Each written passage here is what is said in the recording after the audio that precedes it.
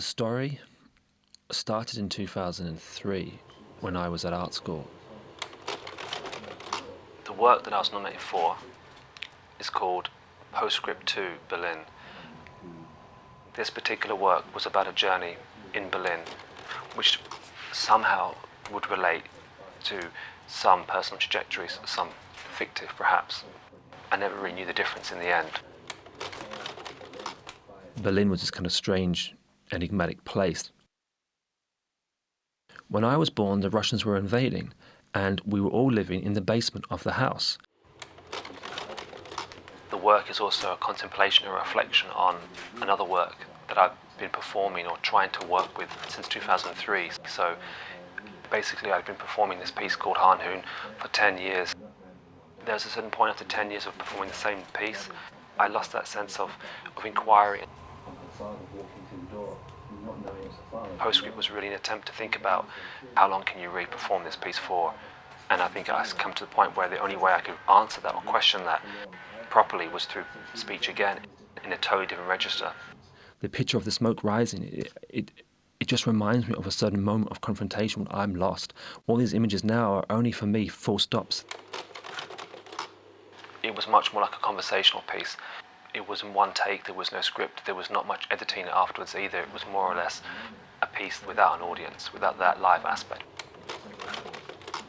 I felt very much that I needed to disembody myself in terms of that sense of the voice and the body being there, live performing.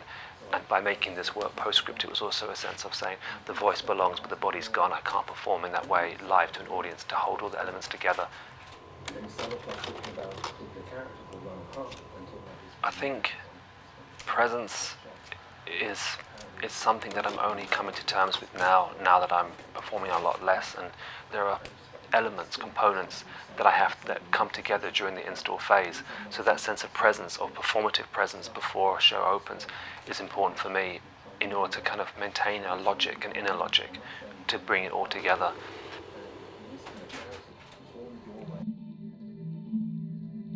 There is like a source or a bank of images that I always work around or work with, but usually I'm recycling lots of old images from the past. Often I'm taking images that are 10, 15 years predating the work's existence, or trying to like discovering them. I think it's also about discovering the images that I have in my archive. Working with this fragile technology, that freedom of continuously shifting and changing the work, it's a massive advantage. And it's also how I work with speech and performing. There is this kind of sense of immediacy and improvisation that I've become so accustomed to now and used to that method of working. It's important that I don't really, that it's not too controlling, that the images, they come and go along the way. Every time it's shown, new slides come and go. It changes all the time.